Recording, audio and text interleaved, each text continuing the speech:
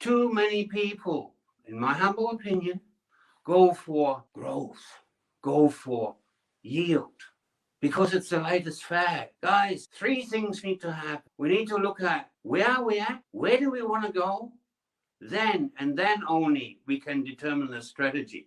And the strategy determines the location. How do I then select the location? Okay, so let's say, for argument's sake, my strategy is I want something that has got 5% rental yield, because that will make the property pay for itself completely with all cost and all these sort of things. But I want to find the highest growth that I can find. You start off with doing offsite research.